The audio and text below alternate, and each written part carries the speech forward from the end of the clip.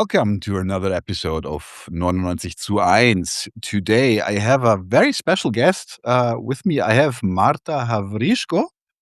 Hi, Marta. Pleasure having you. Hi, hello. Oh, let me just quickly introduce you to the people. Dr. Marta Havryshko holds a PhD in history from the Ivan Franko National University of Lviv in the Ukraine, but you are currently residing as a professor at the Clark University in the US, which is very important because from there you can be more critical about the Ukraine's militarism and victory fever dreams than you could be in the Ukraine. And your research interests are primarily focused on sexual violence during the World War II and the Holocaust, women's history, feminism, and nationalism. And I actually know you because of a recommendation, but you're also very active on social media. You post a lot of videos about the more and more violent and like tragic recruiting or drafting efforts of the Ukrainian armed forces, like practically abducting people on the street, dragging them across the street and stuff like that. So pleasure having you. Thank you so much for the invitation. I'm very happy to be with you today and with our viewers and listeners. I think that you are the first Ukrainian voice to in regards to the conflict itself that we have on the podcast, which I find particularly interesting. Because some people that I know from there, they had like sometimes I have the feeling they have come down with a fever of nationalism after the 22 attacks, and it's a very unhealthy fever. Exactly. I also had this fever, actually, especially in 2022. Yes, Mhm. because we all were shocked. I remember several days before Russia attacked Ukraine in February 2022, my friend from Paris, she asked me about my plans, and we discussed some conference, and I said to her, well, maybe the big war will start. And she made the jokes about this, and she asked me, how can you even imagine this? Russian bombs over Kiev, like during the Second World War? And several days later, yes, Russian bombs over Kiev. Nobody could imagine this because we have so many personal ties with Russia. Yeah, Mm. personal economic ties. We have many relatives in Russia. We have many friends. We have many business contacts. And nobody could even imagine that people who call our nation brotherly nation could be so cruel and send bombs and rockets to peaceful Ukrainian cities and kill Ukrainian civilians. That's why I was also very shocked. And in the first days, was also donating to Ukraine army.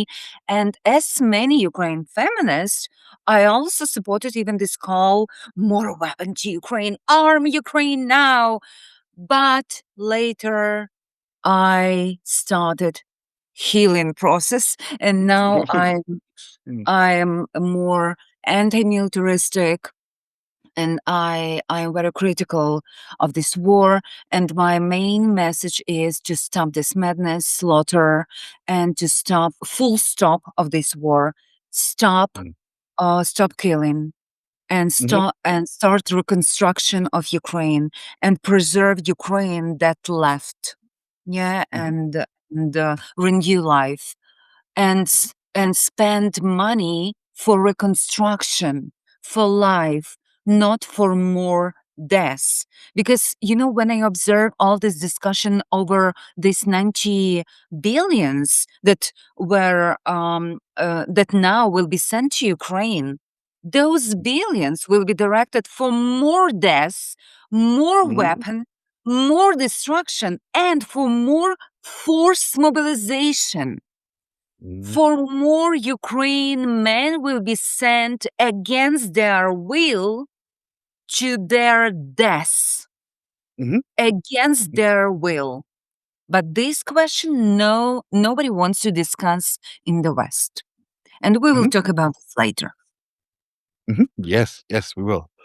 Um, the thing is, when Russia started the expanded offensive, because let's be real, the conflict did not start in 22. It started Yes, earlier. It exactly. started with the Maidan, etc. So we don't have to go into too much detail about this, but in the February 22, there was a huge wave, and I call this in quotation marks, of solidarity with the Ukraine. And a lot of people, including left-wing people in Germany, they were all really gung ho about supplying weapons and with the aim of defeating Russia. Yeah. So who is benefiting from this kind of solidarity? The people of Ukraine. When Russia attacked Ukraine, this way of solidarity primarily, um, um, let's say, in the let's put in this way, many Ukrainians actually wanted this solidarity. They demand this solidarity. And this solidarity was mainly created by those pictures and a very, I will say, very racist discourse. Because when we remember this long summer of migration, I mean 2015 and then 2016, when migrants from Syria and Afghanistan came to Europe, they were portrayed as aliens mainly, as those who are Muslim, they are strangers, they are invaders. We remember all this, how far right started to mock people. We remember how in Cologne, for example, Yeah. during, yeah, we remember in Germany, these very racist discourse when even covers of media portrayed these black hands over naked snow white bodies of European women, yeah? So we had this myth of black perpetrators, black invaders who want to rape Europe, rape Germany, yeah? So those refugees and those immigrants were portrayed as invaders, Mhm. intruders. Very different discourse was around Ukraine refugees and around Ukraine immigrants. Why? First of all, because of gender. Because in 2022, majority of Ukraine refugees were women and children. I remember I was escaping with my 9-year-old son through Polish border, and we were standing 7 hours in open border. It was heavy snow. It was winter. It was very cold. But we were standing with these women, desperate women, with these children, with these puppies, and majority of them were only with their women's bags, with some rucksacks, only they grabbed these very light, bags. I was more prepared. Yeah, I was more prepared because I was from Western Ukraine and I watch closely what is going on, and I'm studying Holocaust and World War II. I was more prepared, yeah. But those from Eastern Ukraine were so desperate, and I watch all those women and this gender factor. In gender portrayal of war, women are always convenient victims. Yeah, women and children, elderly people, they they spark more emotion, more empathy, more empathy. Yeah, and that's what. And they were Europeans. They were portrayed. They are like us, and this discourse was very different. Yeah, they were portrayed as Christians, as Europeans, as part of European culture, as part of Mhm. civilized world, as part of Western culture. That's why Mhm. they were more welcome. And even before 2022, Ukrainians were already part of European communities as part of migration even before Mhm. 2022. Yes. So basically, Europe was welcoming Ukraine refugees even before that time. So the perception of Ukraine refugees was very different, and they were Mhm. welcomed as innocent victims of brutal Russian hordes, orcs, this brutal aggression. That's why they were welcomed. They were, with welcoming open arms. They were accepted, and we must say, in comparison with Syrian and Afghan refugees, help that was provided to Ukrainian refugees was very different. They immediately were provided with work permit. The benefits that they received was very different from what Mhm. Syrian refugees received. I mean, economic benefits, social benefits, and it was a great burden for budgets of every respected countries. Yeah, and now we observe these tensions even in all those respected countries, because we enter already in several weeks. We will enter the 5th year of this war, so we already every economy already feel this burden. So the huge solidarity also. Well, so first, this solidarity was created because of this image of this Ukraine refugee, then because of discourse of this good and evil. Ukraine Mhm. as a perfect victim, yeah, and Russia is a poor evil. And also we have very racist discourse and very similar discourse we observed during First World War. Mhm. Very similar. In German, actually, war narrative, we have the same discourse. Russian hordes. They are Asian. They are uncivilized. They are barbaric. So now we just have um rise in the same patterns, the same discourse, the same narrative. So good and evil, black and white. And nobody is talking about what was going on in Donbass. Nobody is talking about war crimes perpetrated by both sides against civilian people, about crimes by Azov Battalion, Aidar Battalion, about other volunteer battalions, Pravy Sector and other, Tornado and others. Nobody is talking about what Ukraine state did to its own Ukrainian people. Nobody Mhm. is talking about this.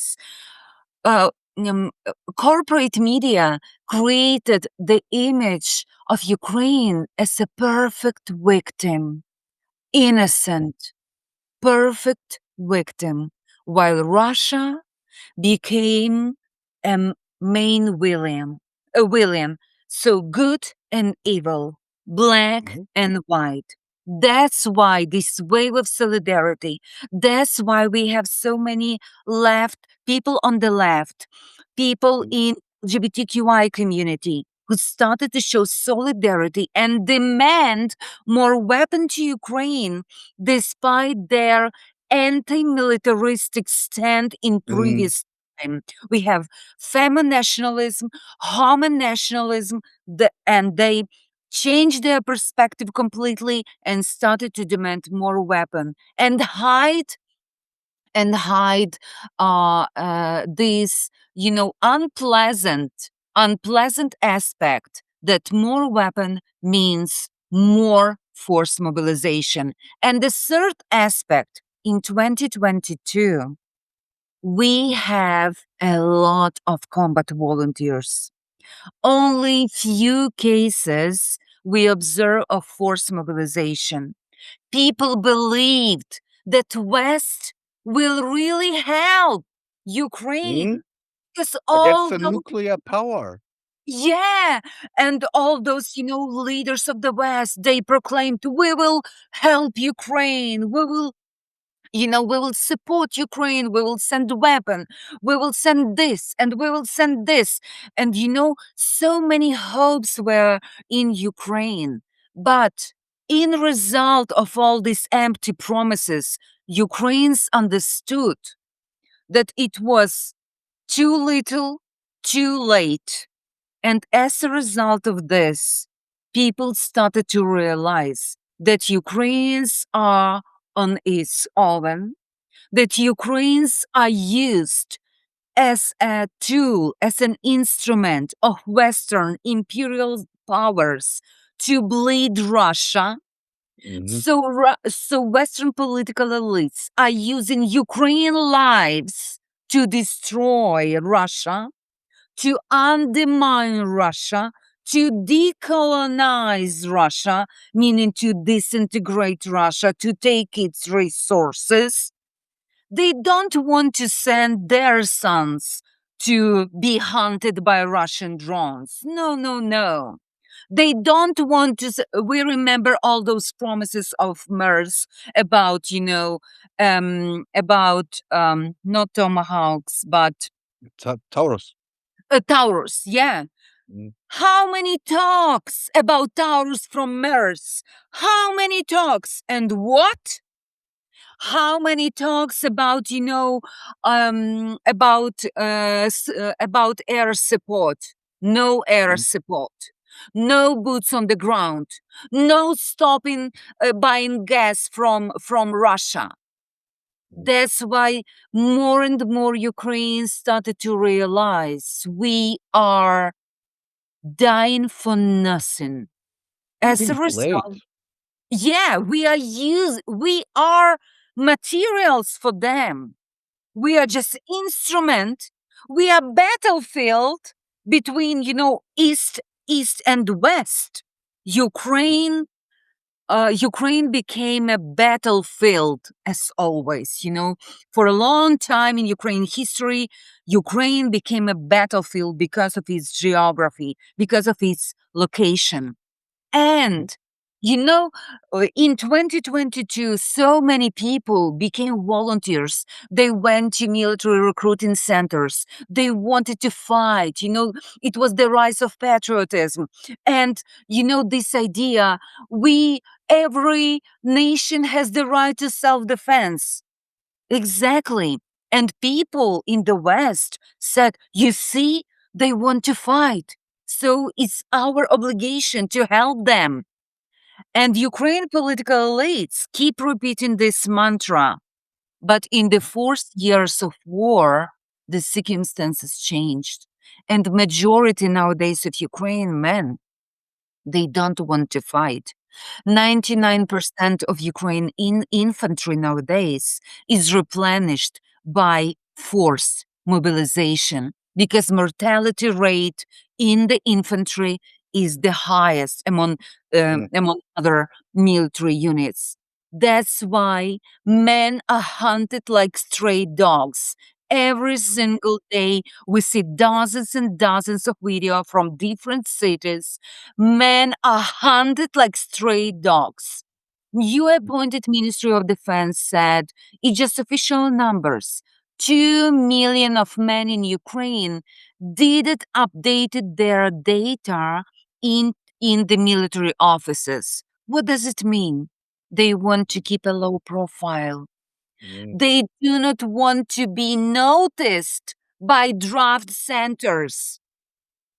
600 men of draft age somehow, despite of closed borders, escaped from Ukraine.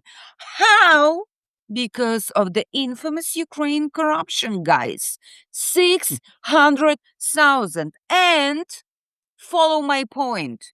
In 2022, 98% of Ukraine refugees were women and children. Now, 25% of them are men of military age. How it come, guys? Mhm. Hmm, maybe they I don't don't. want to die for the Western interest? But Mhm. Western corporate media keep repeating this mantra that Ukrainians rather die than live under Russian occupation. It's a Mhm. bullshit, guys. Look at numbers. in 2022, we have only 5 official cases of resistance to draft officers. In Mhm. 2025, we have 341 cases of this resistance. It's only Mhm. those who were recorded. Mhm. Resistance. I wrote entire book chapter about resistance and the role of women in this resistance because women are most visible resistors. Women's riots nowadays are everywhere, all over Ukraine. They rescue men Mhm. as Mhm. mothers, as daughters and sisters. Mhm. I have friends who are hiding their brother, moving him from farmhouse to farmhouse because he doesn't want to be part of the meat grinder, which I perfectly understand. What was the development like in 2022? Who was eligible to being drafted into the Ukrainian army? Because I remember, please correct me if I'm wrong, that there already in 22 there was like a travel ban for a certain group of people. I think males between 30 and something like that. So who is who was part of the draft and who is now part of the draft? Maybe you have some numbers for me. So, what is very important to notice? What is the difference between Russia and Ukraine? When people Mhm, keep repeating mantra that Ukraine is a country of freedom and democracy, I must underline that borders in Russia are open. And if man want to avoid military service, he can just leave Russia.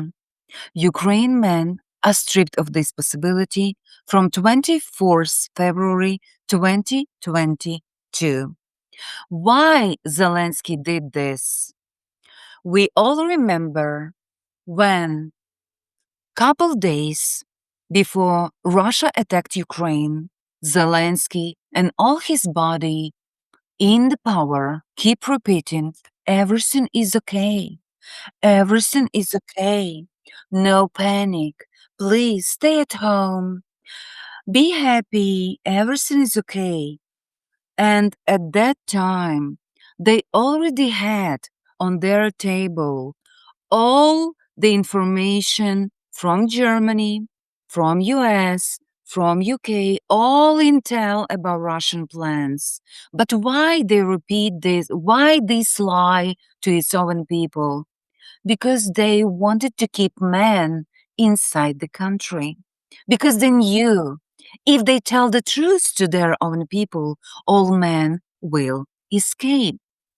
mhm, So they kept men in country, and when at 5 o'clock in the morning Russia attacked Ukraine, they immediately shut the borders for men from 18 to mhm, 60 years old.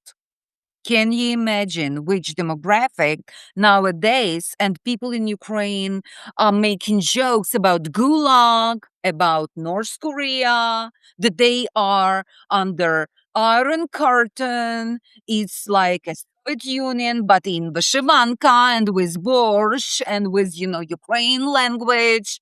People are making jokes just to survive and keep, sanity in all this. But what does it mean, this close border for a man of this age? They are trapped in this economy that is falling apart. They can make money. Before that, hundreds of thousands of Ukrainian men went to make money to Poland, to Germany, to Czech Republic, and millions of them to Russia, actually. mhm, They go to make money to Russia. Even those, crazy boundaries and, nationalists from Western Ukraine, they all went to Russia to make money. They were construction workers. They were truck drivers, for example. They went for some period of time, make money, and then return to their homes. So now they are trapped in this, failing economy and they couldn't provide, for their families nowadays. So, but who is forced to be mobilized are men from 25 to 60. That's a So, large number. but large number. But what happened recently from August 2025? It was a little Maidan for Zelensky. It means little revolution because Zelensky was trying to strip. It was a crackdown of Zelensky to anti-corruption bodies, NABU and SAP, because they started an investigation against his inner circle, who were stealing Western money, including German money, in energy and defense sector.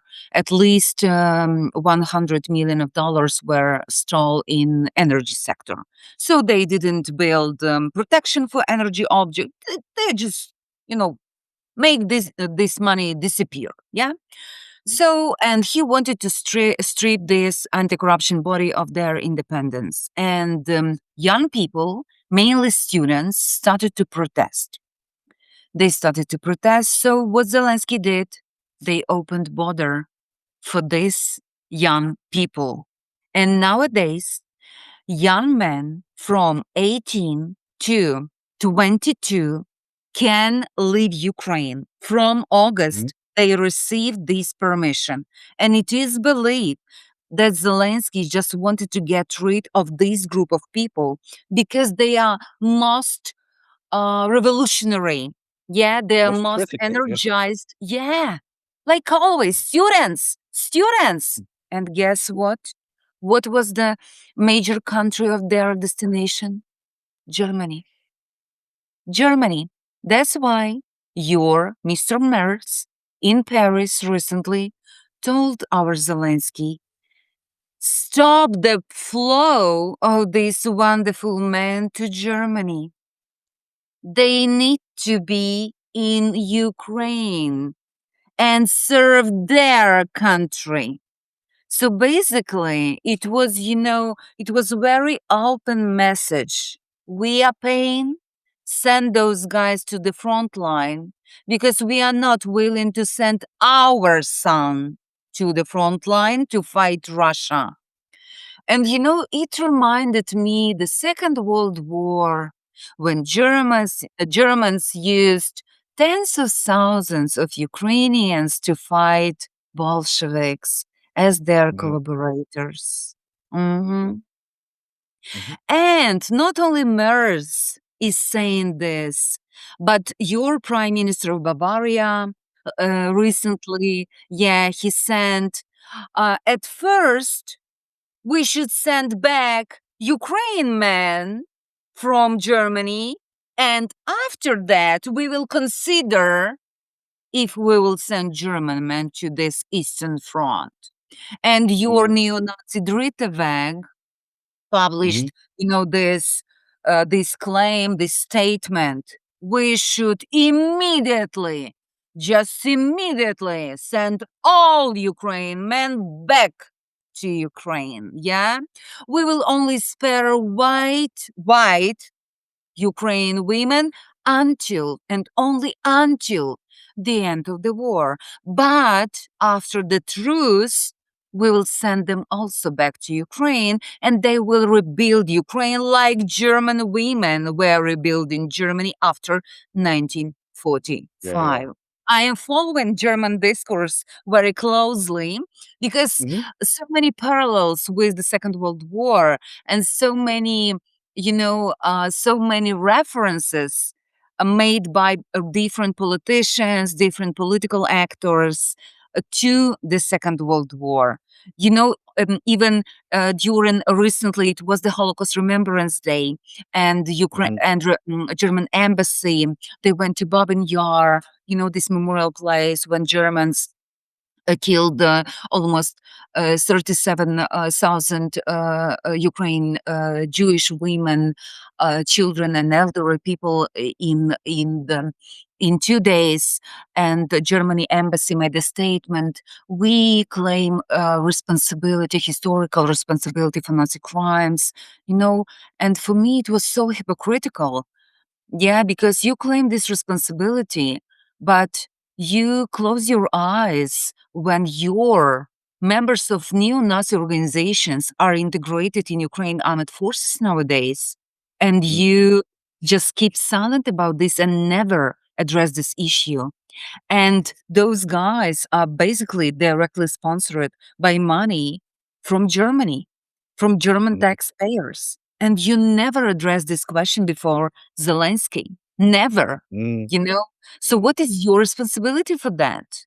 Yeah. So it's very mm, interesting. And another question, what is your responsibility when you ask, when you deny, constantly threaten Ukraine men who want just to survive this blood war to, to deny protection for them or to send them back to the slaughter, yeah, to the war mm. zone. That's why it's very, it's very, for me, it's very complicated issue. And I am following, and responsibility of Germany is very huge because Germany is the country with the biggest number of Ukraine refugees, is the country with the biggest economy in Europe, and is the country that is expected to be a leader in Europe. Yeah, Yeah. Also, that's is why. one of the countries that mingled a lot in the Maidan and made sure that their interests are protected from the get-go. Yeah, and I must say, as a historian, is a Mm, country that made Ukraine suffered a lot during the Second mm, World War. Ukrainians lost at least 8 million people during the Second World War.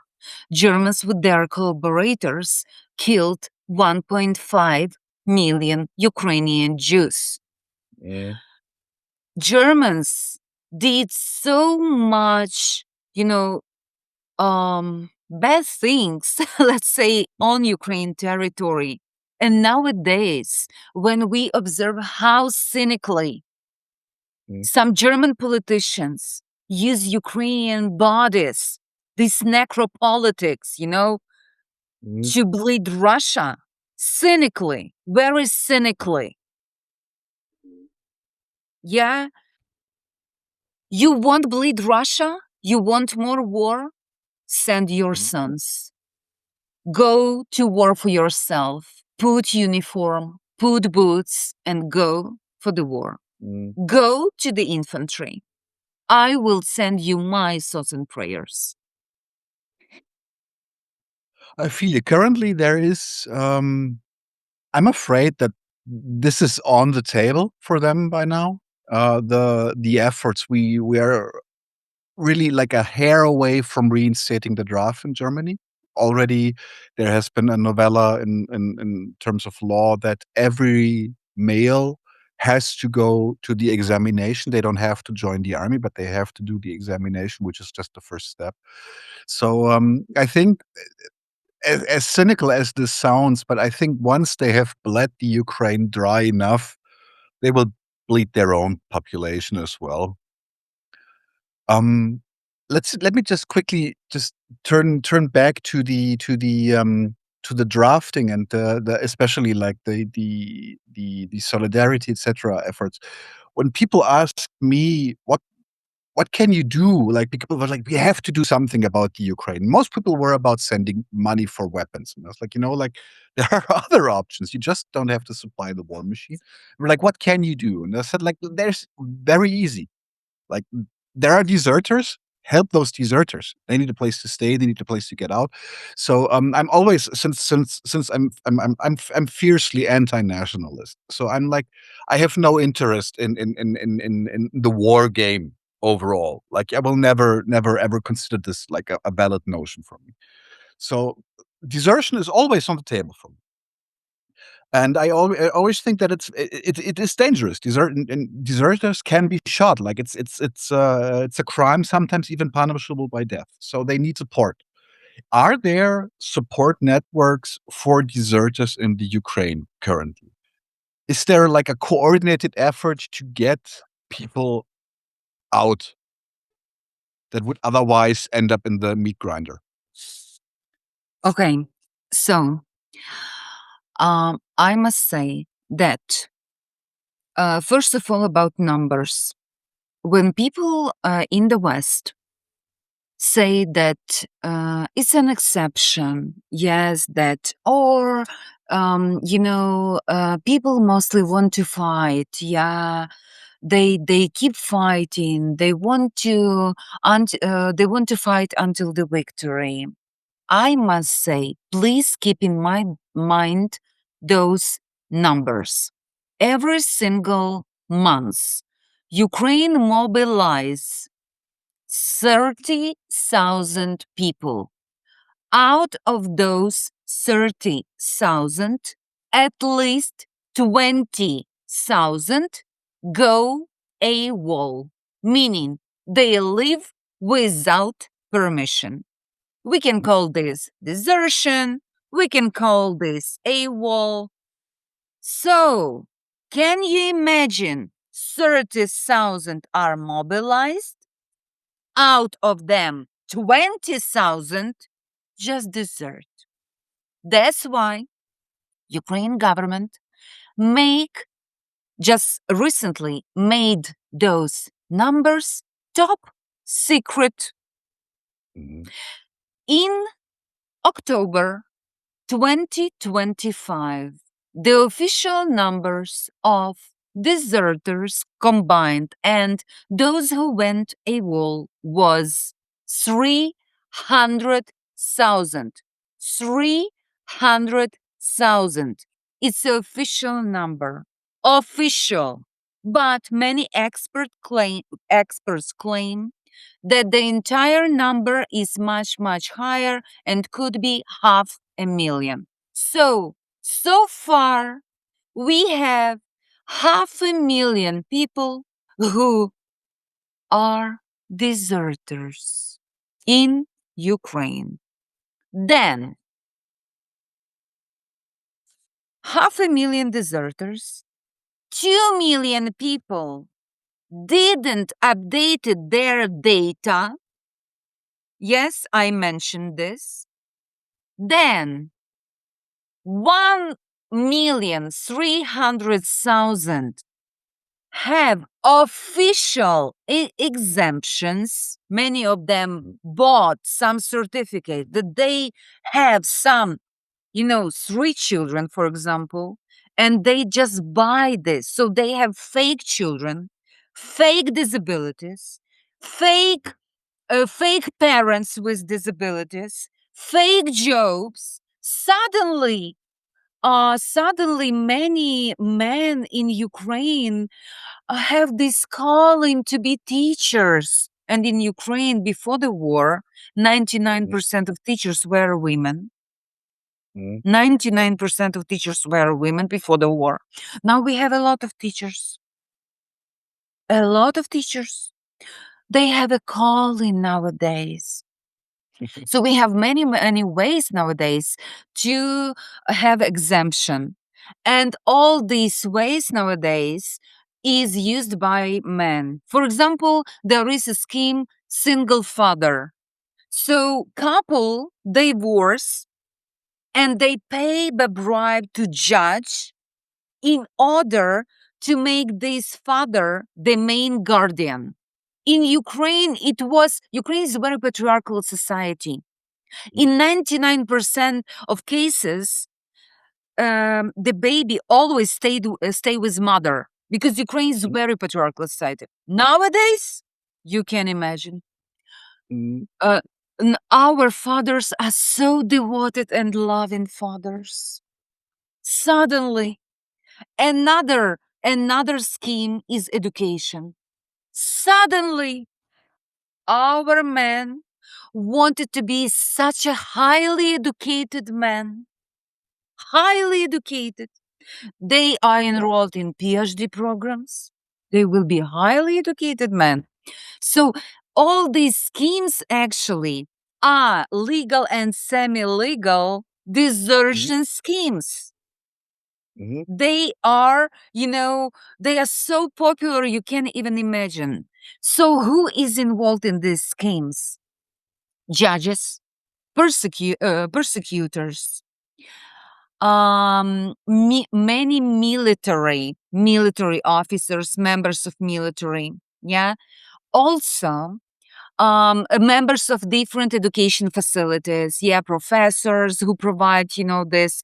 And Ukraine, we should always keep in mind, Ukraine is highly corrupted country. You can buy any diploma. You can buy in Ukraine everything. You want to have PhD? No problem. You want to be a student of some university? No problem. Recently, my friend was met by draft officers in the street in Lviv. He Mhm. paid $12,000 just to left military station without draft papers. But my relative, who was poor, couldn't pay, and 3 weeks later, he died in his first battle. And now he is in this, military cemetery in Lviv. His wife received this medal. But who give a fuck about this medal? His children are without father. His wife is without husband. This It's war is war of poor. Children of judges, children of lawmakers, they are all exempted. Even more, they are all in Germany, in Switzerland, here in US, even in my neighborhood. They have Mhm. all expensive cars. They treat their American friends. My students are telling me stories, and they said to me, "We didn't know that Ukraine is such a wealthy country." Yeah, And I because said, only the "No, wealthy can leave. yeah, Yeah. they are all in the West. They left Mhm. country." So, we need take into consideration class when we talk about the war. Ukraine army during this war, it's the army of the poor. And in my family, among my friends, it is so visible. Those who have money bought these exemption papers, bought their freedom. They bought their lives. They bought chance to survive. Those who are poor, they have no chance to survive this war. They're just That's why we need to stop extermination of Ukraine working class and extermination of Ukraine peasants.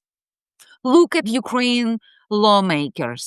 Every single day, corruption scandals, corruption scandals. They bought new cars, they built new houses, and all this during existential war. What are you doing during existential war? Buy a luxury car. I'm so sick of this discourse of existential war. Look at our political elites. It's just, 3 million of Ukrainian pensioners, including my father's, have a pension 60 euro per month, while they are buying luxury cars during existential wars. Existential war. They call this war existential, while they are paying $100,000 for 1 year of study of their children in Ivy League universities here in US. This is existential war. Maybe for me and my father, but not for them. Mm. It's a little bit. I have the feeling that this kind of mirrors also the fact that, like, very prominent example, like President Trump of the US, he just bought his way out of the army, like with he I think he's got a medical exemption or stuff like that. And I remember these tricks, etc. In Germany as well when there was still the draft in place. It was less money connected, but yeah, that just gives the term class war a whole other meaning. Um, where I know you from a lot is you posting videos of the military drafters, like, really hunting people in the streets. And also some of these videos are some of them are like shatteringly emotional because the people and the women, the mothers, wives, whatever, they're screaming at the top of their lungs because they know that their husband or son is dragged to almost certain death. Yeah. Or sometimes the guys also, like, along the tops of it. How common is that now that these groups of, like, military police patrol the streets and round up people? I must say that this phenomenon in Ukraine Mhm, is called busification. mhm, Busification. Why busification? Because the groups of draft officers, together with police, they are hunting Ukrainian men mainly in the open spaces in the streets.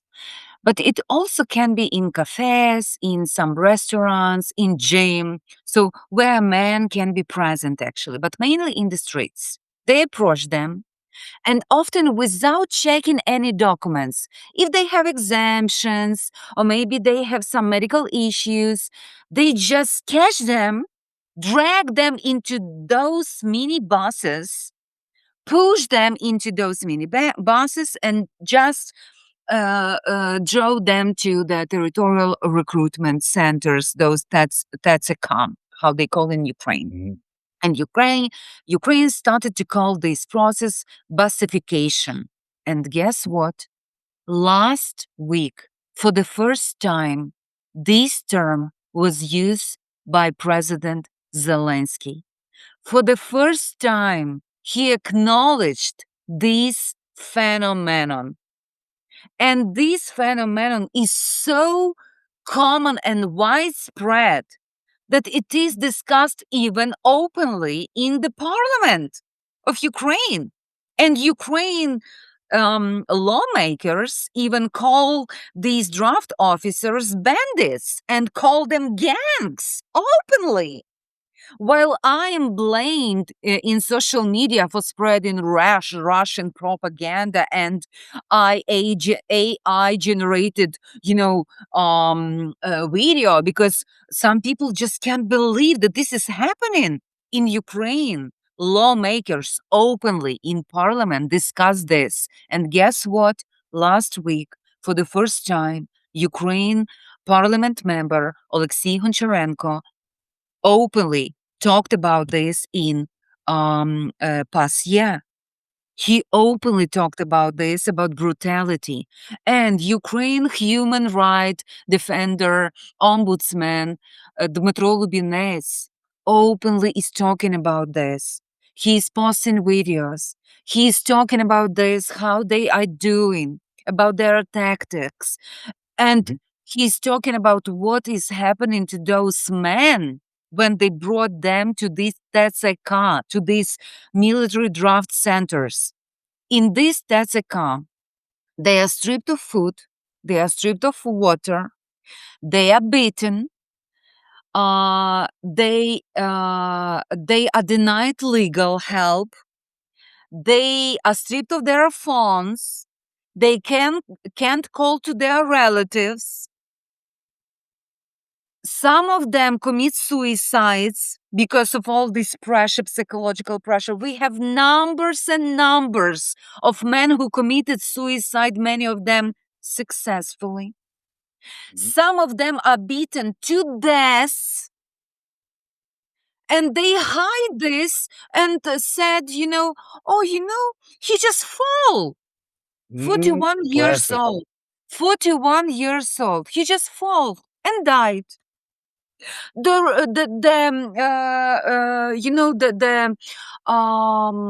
Just it was very sleepy. The road was very very sleepy.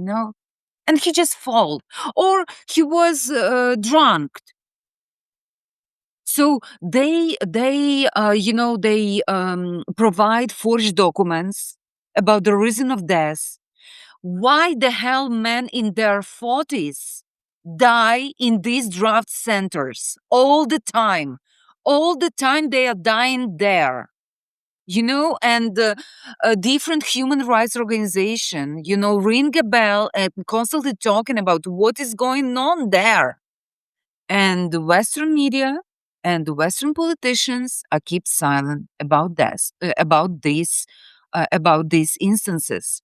That's why it's so problematic. When you call for more weapons to Ukraine, do you understand that it means that someone should operate this weapon? By calling for more weapons to Ukraine, you call for more force mobilization in Ukraine. Be fair. Be fair, and at the same time, acknowledge force mobilization. Call for not delivering weapon to units, military units who practice force mobilization. Address force mobilization. Protect those men. Advocate their rights. Help those widows. Help those mothers, because they are not protected in Ukraine. Those women who are trying to rescue men from draft officers, they are persecuted by the states. A great informational campaign is organized against them. They assert notice of suspicion and can be placed in the prison up to 12 years for making troubles for, Ukraine armed forces during special period of war, And those women are so desperate. Yesterday, I saw a woman. She organized, she had this poster. My husband was kidnapped by draft officers. Help me. I saw video of women, mothers, wives in Odessa, and they asked local officials help them because their husbands were kidnapped and their phones were taken away, kidnapped by draft officers. And they asked just, please return our husbands home to their wives, to their children. And those women are persecuted. They are demonized. They are called traitors. They are called useful idiots. They are called paid Putin's agents. So why those women, why those men are invisible to Western media, to Western public? Why you are constantly talking only about these combat volunteers? We don't have combat volunteers anymore. We have slaves in the army. Because that's a very interesting point. Like, there there are several aspects. Like, one thing you already addressed is the desertion thing. In Germany, there was recently an interview with, not so recently, a couple of months ago, with Florence Gaub. She's a NATO think tank member. She said, she, for example, said that Russia has a huge problem with desertion, because desertion is also like something that is used for propaganda. Because if people desert your army, they're apparently not, how can I say, patriotic enough. So your army is weak, morally weak. And they said that the Russian army desertion rate is much higher than any others. Do you have comparison between, in terms of desertion, between Ukraine and Russia? Actually, I don't have numbers about Russia, and I don't believe that Russia such a big number of desertion. Why? Because Russia still have recruiting system, and a Russian army is much better paid than Ukraine army. Yesterday, I posted on my X. It was a call from one international soldier in Ukraine army. He complained that some international recruits in Ukraine, they are not paid even for 6 months sometimes. International Oh, recruits. nice. So can you imagine if Ukraine state is not paid even for international? Can you imagine what happened to Ukraine recruits? Yeah. So Ukraine is a very broken state financially, and there are many examples when widows can get a payment for their dead husbands. That's why, Okay. for example, very simple example, very personal. Recently, my friend, he was proclaimed missing for 7 months, but his wife told me that his friends, combat friends who were with him in this last battle, told her that there is no way that he could survive this battle. But the commanders claim he's missing in order not to pay. Because if there is no body, there is no payment. That In that this is that is way, nasty. That's just yes, nasty. but it's a common way for Ukraine state just to save money.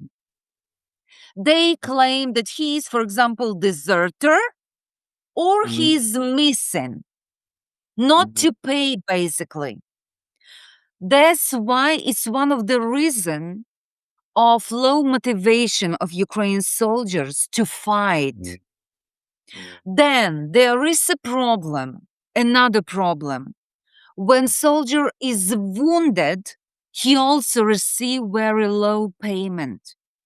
And all this together, and for example, soldiers who are members of the same of these draft gangs, yeah, their payment is extremely low. It's approximately $500 per month, and they are most hated people in Ukraine nowadays. They are called, manhunters. They are called occupiers. They are cursed people, and so on and so forth. And their payment is only $500. That's why they demand bribe, you know? mhm, So can you imagine who will stay in this army? Who will put their body on this line of fire? Who will risk mhm, their lives when they have children at home? That's why desertion is very high in Ukraine army. People are tired. People have no perspectives to be dismissed from the army. People complain about so-called meat commanders when they are given orders who are similar to suicidal missions. People are not satisfied with some commanders because they are very Soviet style, or they are just they don't care about their own people, let's say, yeah. So many problems, we hear about this constantly in Ukraine. That's why, and many people don't believe anymore Zelensky and his political cronies. They don't believe in this, and empty promises from the West.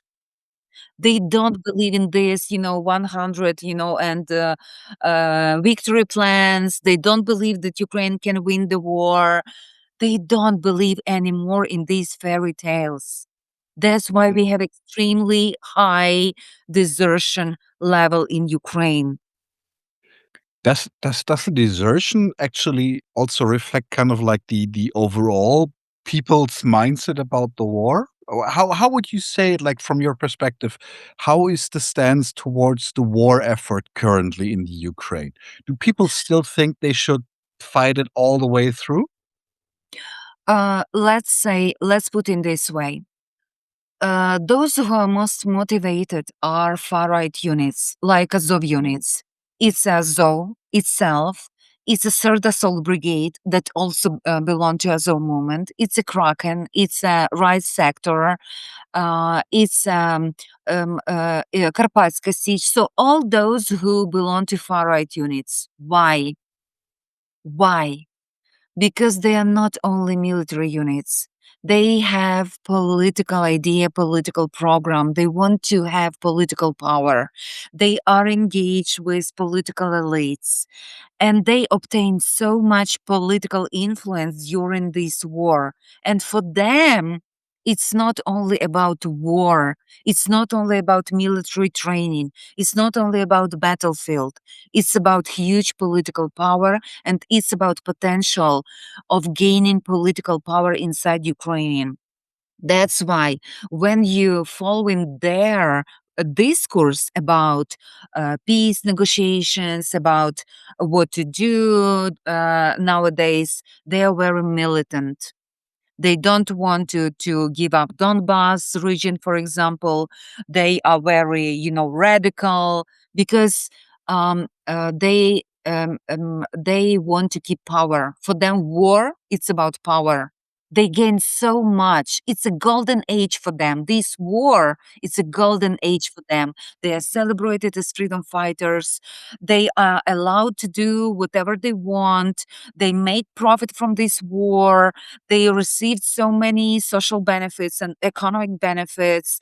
Um, Many of them were with open criminal cases. Some of them were in the prison. Nowadays, they are celebrated freedom fighters. They are not, marginal neo Nazis, hooligans, criminal bandits. No, they are freedom fighters. They are heroes. They are prospective politicians. Nowadays, recent polls, 45% of respondents they trust in Biletsky, white leader. Biletsky, Azov commander. Unbelievable. And Zelensky nowadays is considering him to replace the chief of armed forces of Ukraine, Syrsky. Can you imagine? Biletsky, who was a marginal neo-Nazi, anti-Semite. So they That gain actually that's something everything. that is making me so crazy. I mean, isn't Zelensky Jewish himself?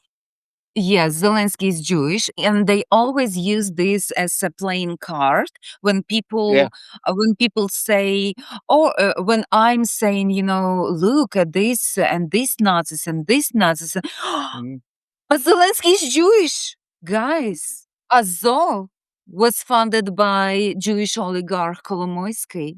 Do you know the Russian volunteer corps, which consists of hardcore neo-Nazis, is led by Denis Nikitin, with Jewish background, white Rex, who was expelled from Germany, Mhm. and by efforts of Germany, he received a ban actually to enter the Schengen zone. And he is a Jewish. And he received a permanent residence in Germany thanks to Jewish quota, actually. Do you know that he is Jewish? And do you know that a Russian volunteer corps is sponsored by Jewish Israel citizens, Nevzlin? So no, But how does he Jewish just card is not relevant okay. in this talk. But just to make some things clear, because as far as I know, like Stepan Bandera, who is like a very important figurehead in the nationalist myth of the ultra right, he just he was a collaborator with the Nazis. Uh, He was a Jew hunter.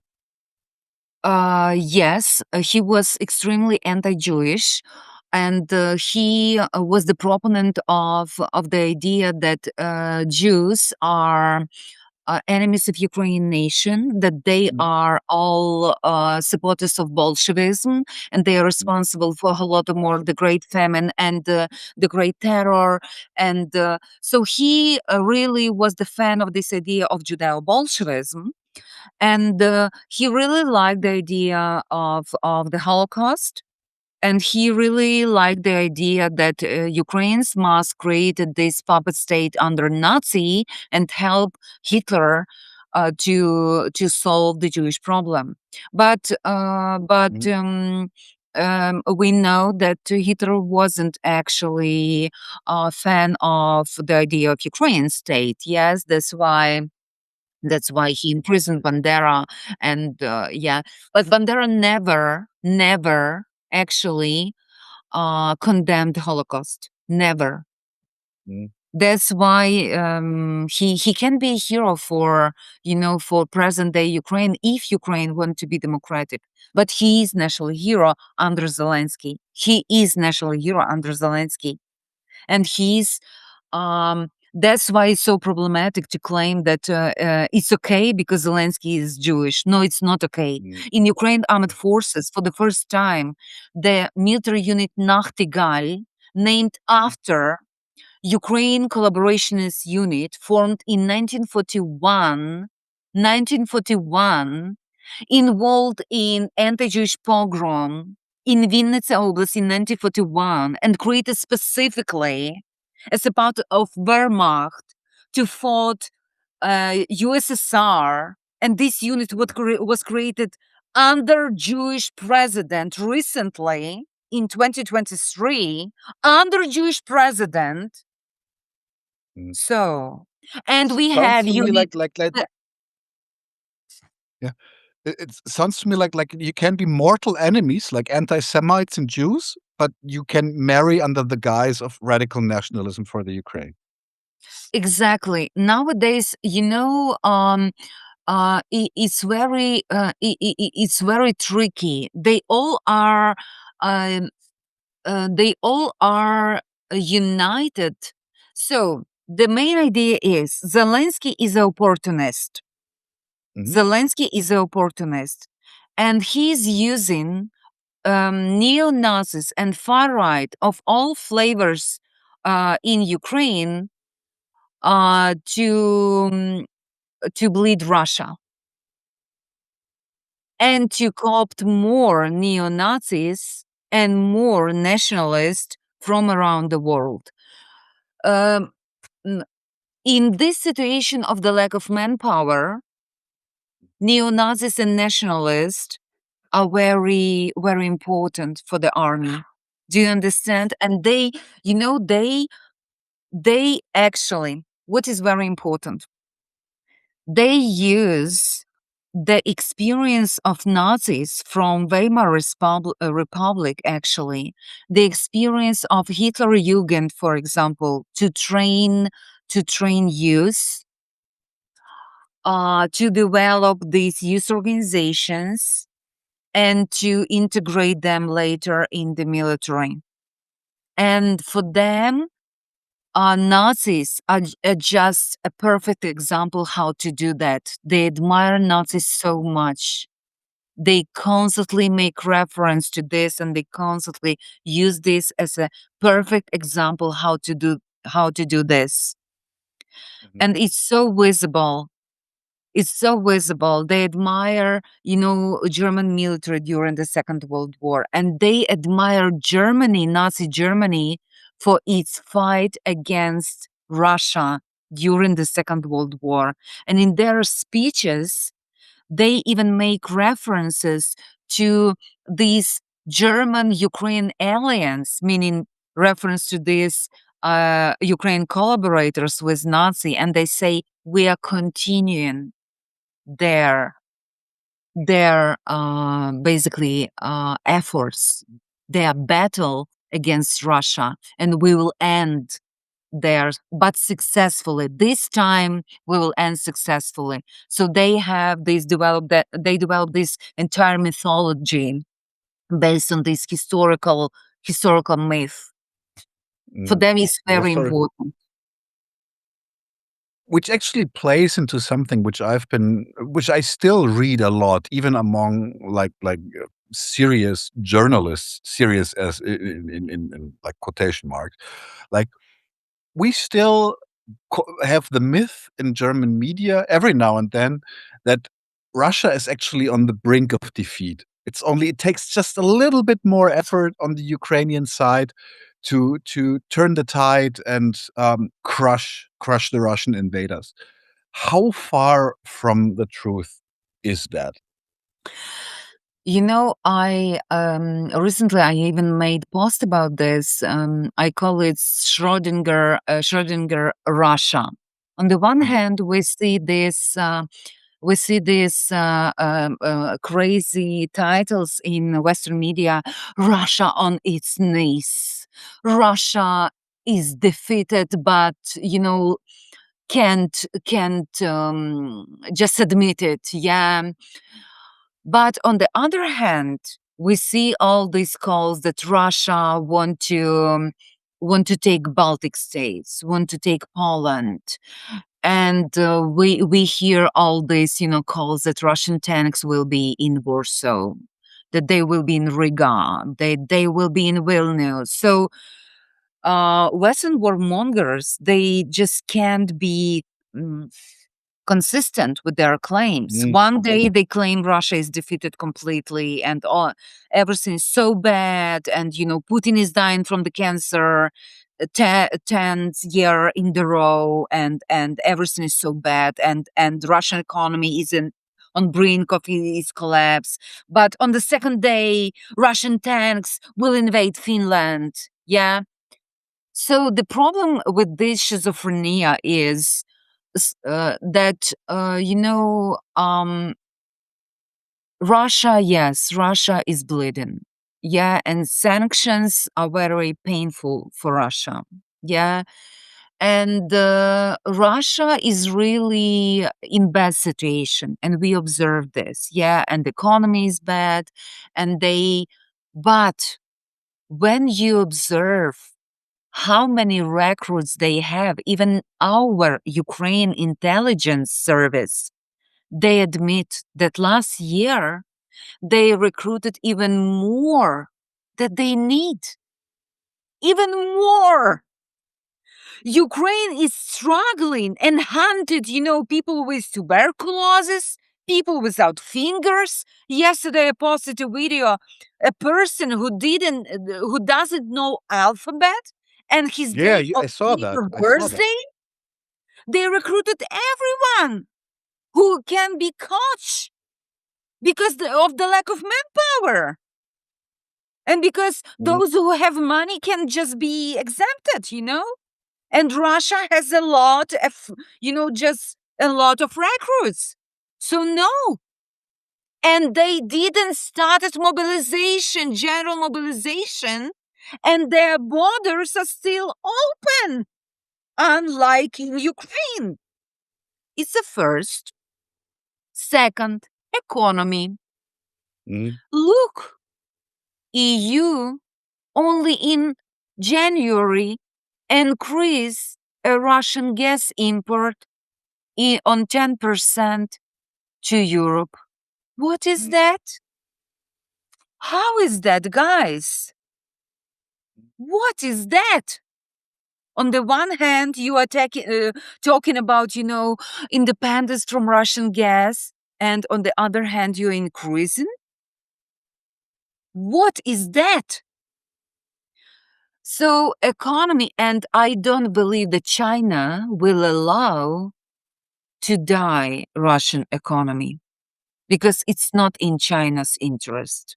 And nowadays, if you are not in reality yet, please notice finally that Putin obtained another ally, and this ally is in the White House.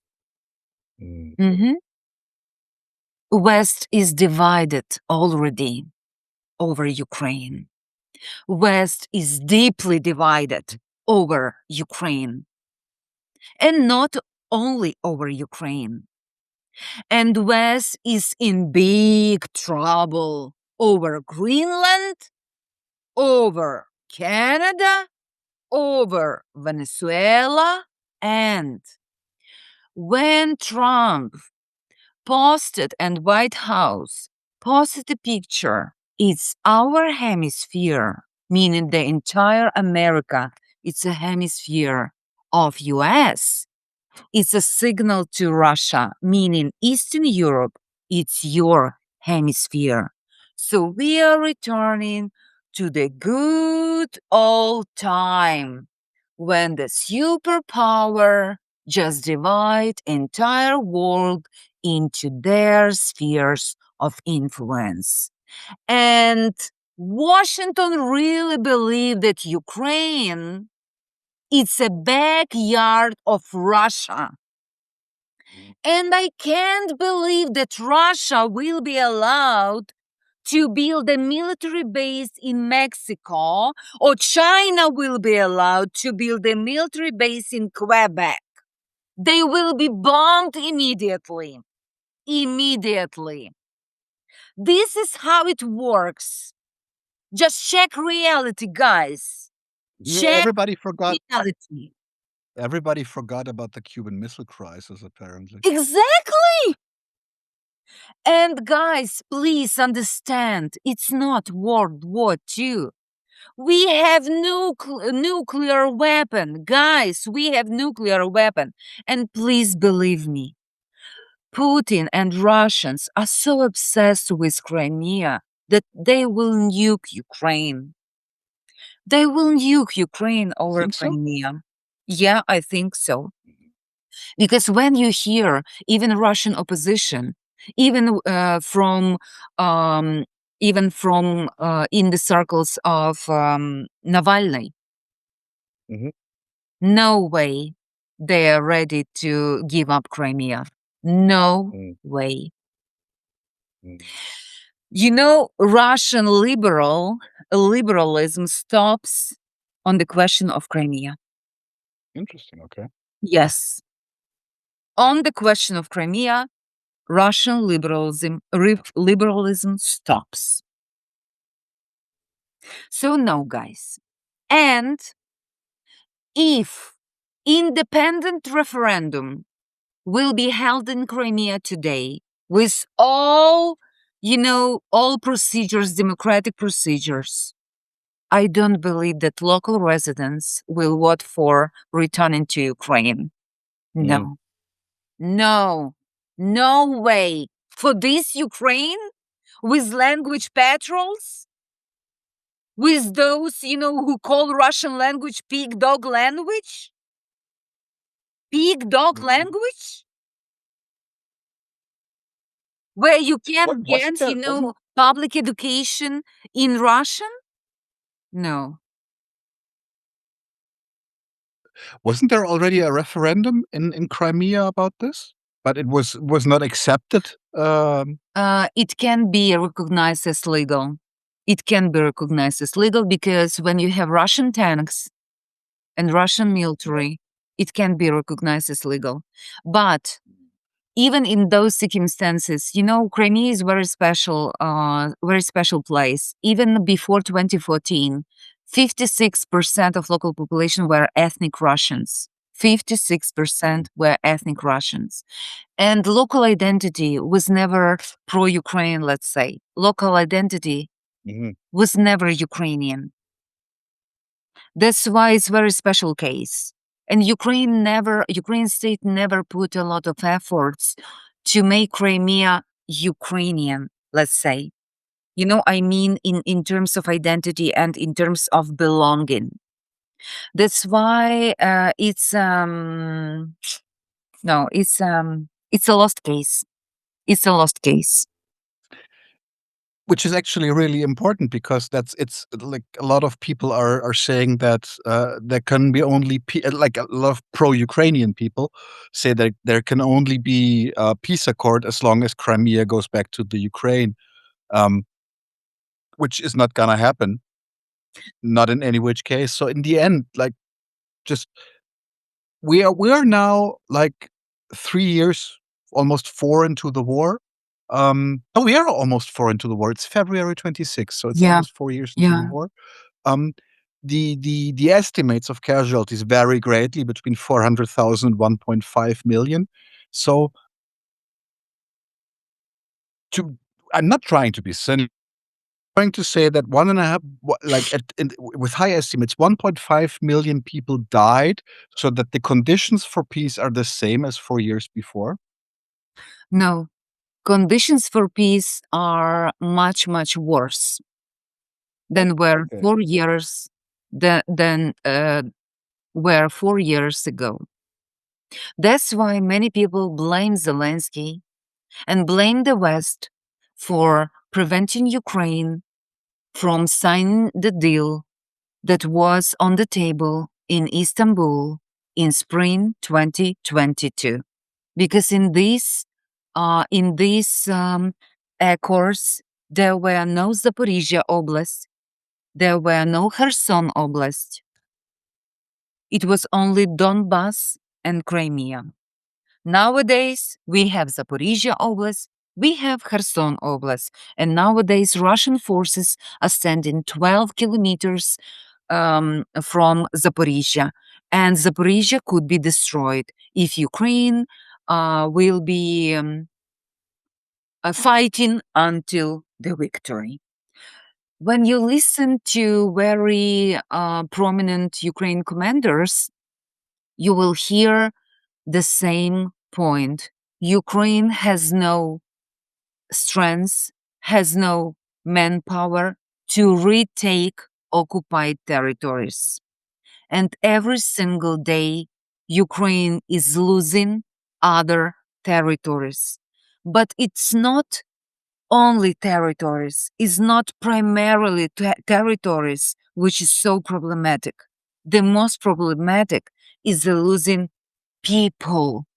People. Combined losses are almost 2 million. I mean Ukraine and Russia. Mhm. Plus 11 million people left Ukraine after 2022. 11 million people.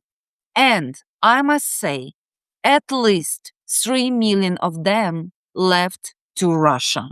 This fact is never voiced in corporate Western media because it's underlined and undermine this, narrative about genocidal war. Because we never hear the Jews left, ghetto, Warsaw ghetto, and went to Auschwitz. Yeah, Mm. for example, yeah. But many Ukrainians want to go to Russia, actually, not to the West. Because in Russia, they have relatives. In Russia, they know language. In Russia, Yes, they have friends. For them, it's important topic. easier to adjust in Russia and to build a new life. And they don't trust the West, actually, because they really believe that West is using Ukraine.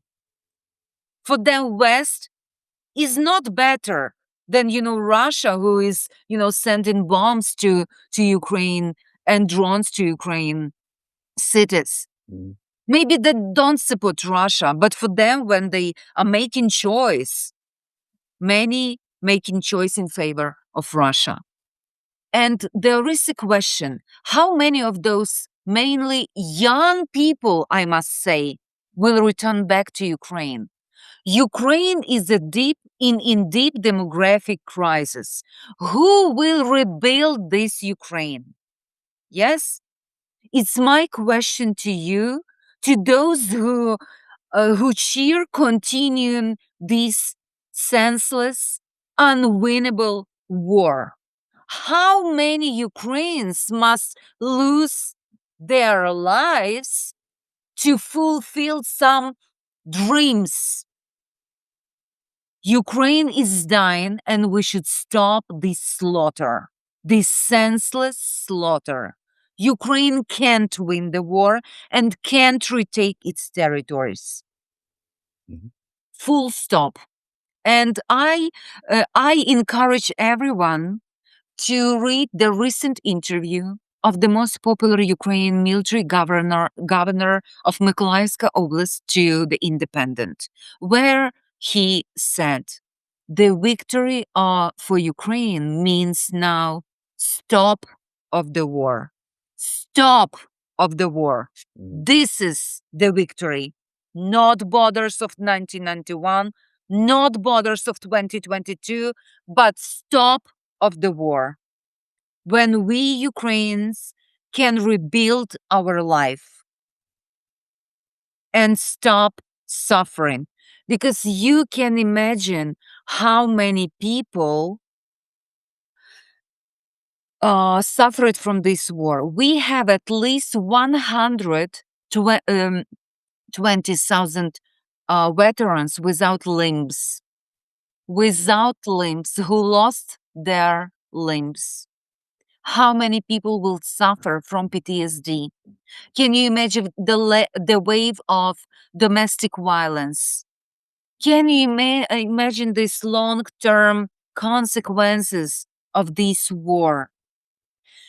As long as this war will continue, more and more people will be affected by this terrible war. We should stop this and stop feeding arm producers and all these who benefits from the sufferance of the war and merchants of death. Yeah, we should stop this.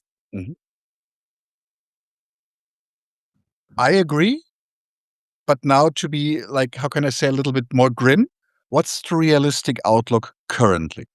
Like, if I agree with you, like the violence in itself should end, and that should be good enough. Like in terms of stop killing people is already good enough. But how? What's the situation currently? How far are we away from a peace treaty that just says freezes the front lines and says, okay, no matter what happens, stop the killing? So what's going on in the Ukraine right now in terms of prolonging the war effort or stopping the war effort? The problem is reliable security guarantees from the West.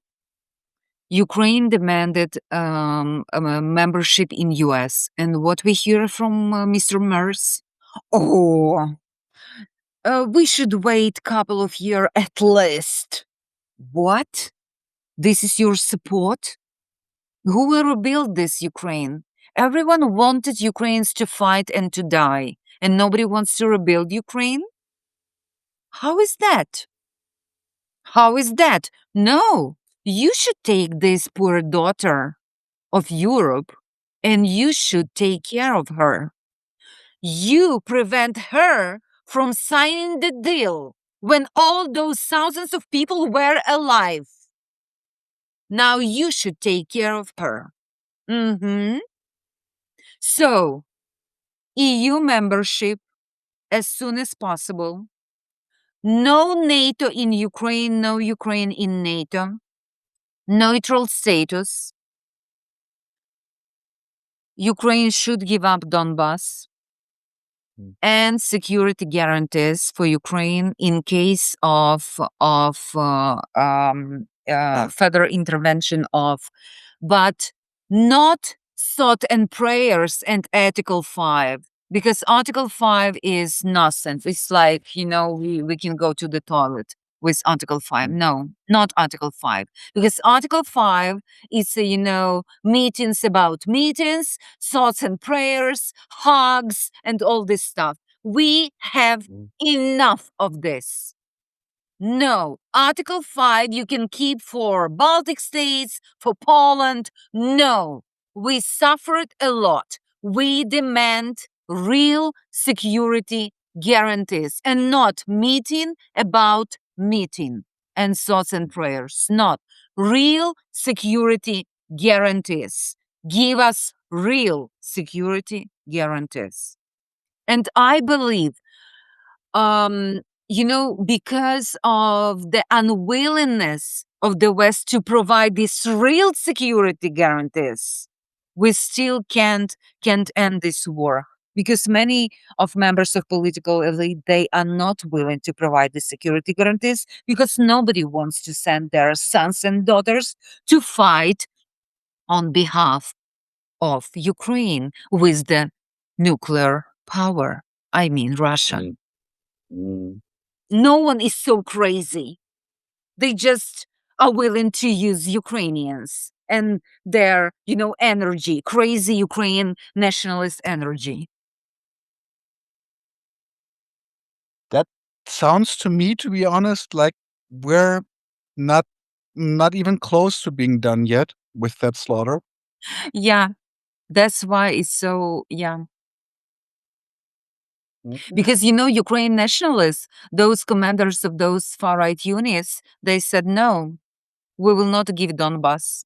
That's why I believe that hostilities and fightings will last until Ukraine will lost Donbass in military way on the Mhm. battlefields. So Ukraine will be defeated in the battlefield,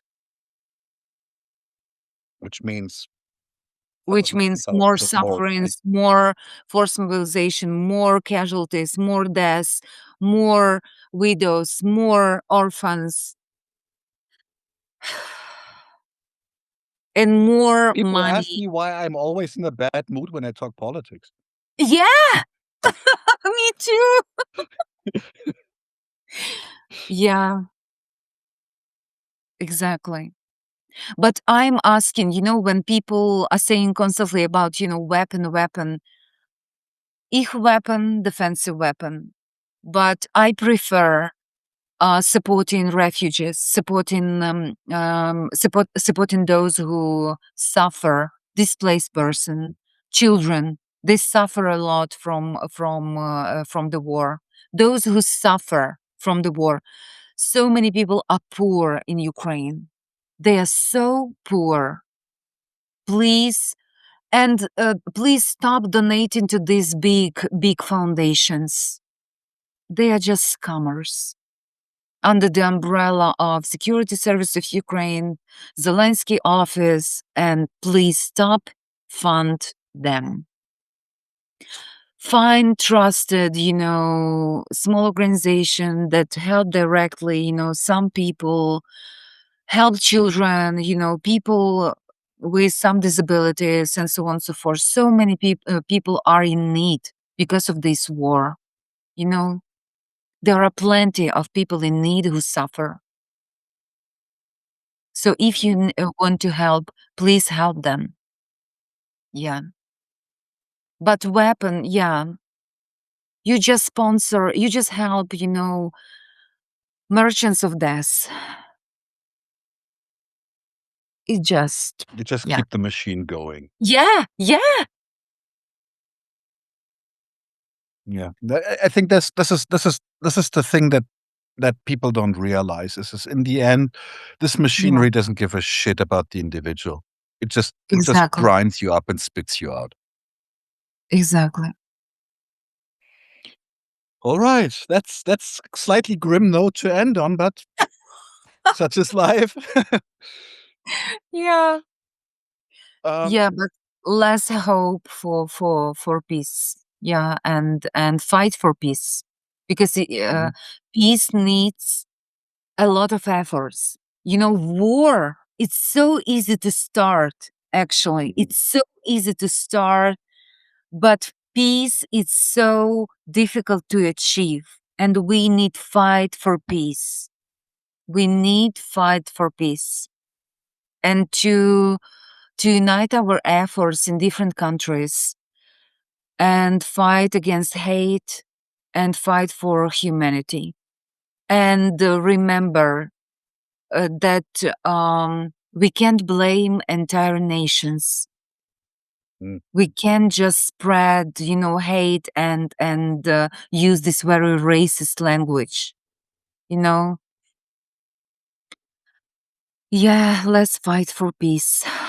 I hope that this year will be year of peace and we will achieve this peace this year.